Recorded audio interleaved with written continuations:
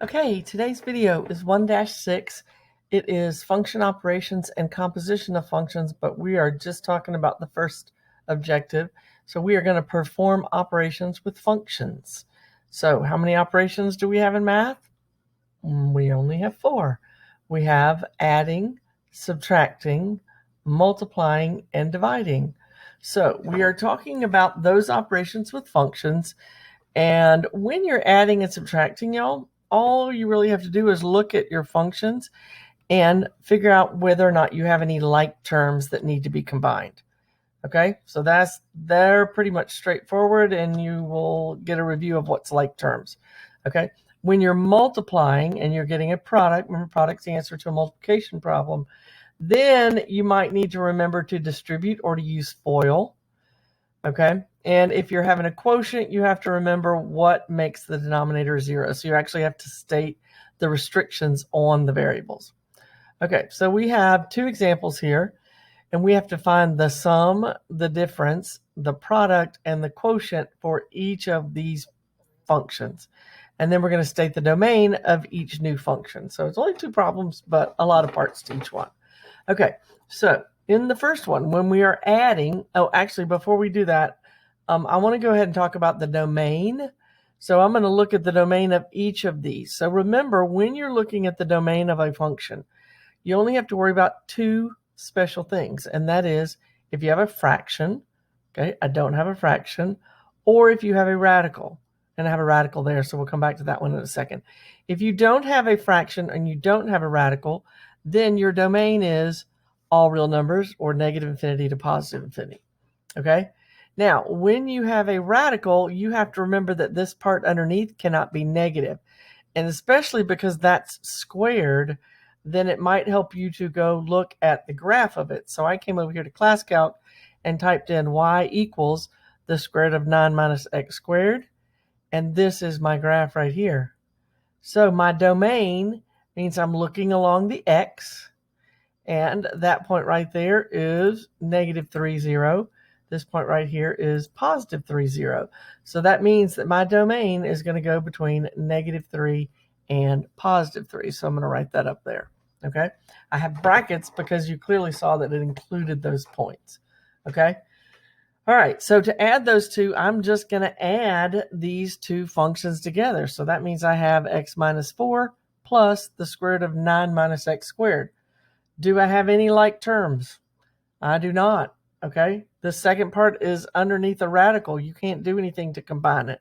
So all I have left is to go state the domain. And you look at these 2 domains, y'all, and you need to find the one that is more restrictive. So this one says I can put anything in it. This one says you can only put x values that are between those 2 numbers.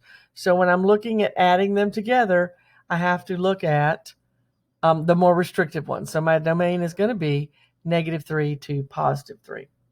Okay? So our next problem is to subtract the 2 functions. So I'm going to have x minus 4 minus the square root, and that is just one term. And again, we just talked about you cannot combine like terms. There are no like terms to be combined, and my domain is still going to be negative 3 to positive 3. All right. The next one we have to multiply. Okay, and this is where it's really important to put those parentheses around your x minus 4, because that's a binomial. It has 2 terms in there. This is just one term. That's 2 terms. So I got to put parentheses around that one. And this is going to be an example of having to distribute.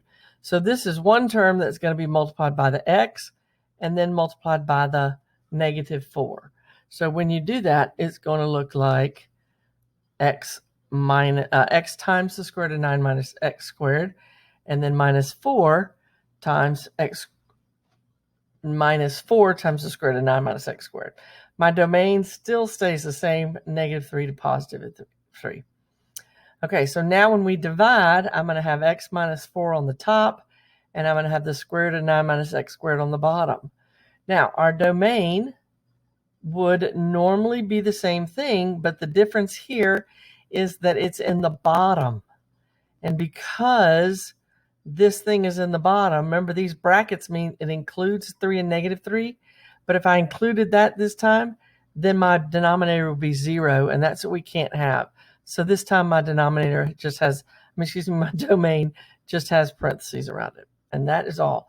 Normally, yes, some of you may be asking whether or not you have to simplify that. You can't leave a radical on the bottom, but we're going to leave it be for this unit, for this, this section that we're doing. Okay? All right, look at 1b.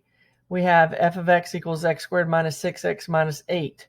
What is the domain? There's no fraction in it. There's no radical. So my domain is going to be all real numbers. Okay? G of x equals the square root of x. Okay, that's a radical, and this cannot be negative. So that means if it can't be negative, and you can go graph it if you want, but if it can't be negative, then that means that everything is going to be from 0 to infinity. Can you take the square root of 0? Yes, you can. So that's why there's a bracket on my 0.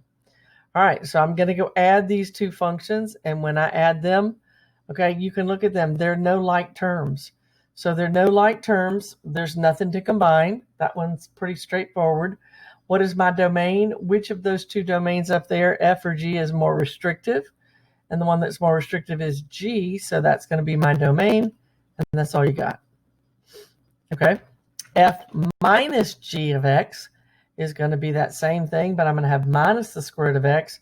Again, more restrictive domain is 0 to infinity. So that's all we have. F times G. Okay, so F times G, that first one has 3 terms in it, so I have to have parentheses around it, times the square root of x. And so now this is outside one term. I'm going to have to distribute it. And the reason I'm telling you that, because when you do your homework, you don't want to get it wrong because you didn't distribute or simplify. So you always have to simplify this function and put it in standard form, which is generally from the highest exponent down to the lowest exponent. So when I distribute, I'm going to get x squared square roots of x minus 6x square roots of x minus 8 square roots of x. Again, domain is still 0 to infinity. And that is all you wrote. All right, last problem. It means to divide. So on top I have f, which is x squared minus 6x minus 8. And on bottom I have the square root of x.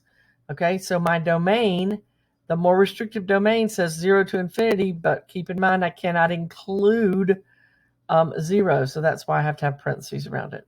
And that is all there is to function operations. Please don't hesitate to email me or your teacher or come see us if you have any questions. Thank you so much.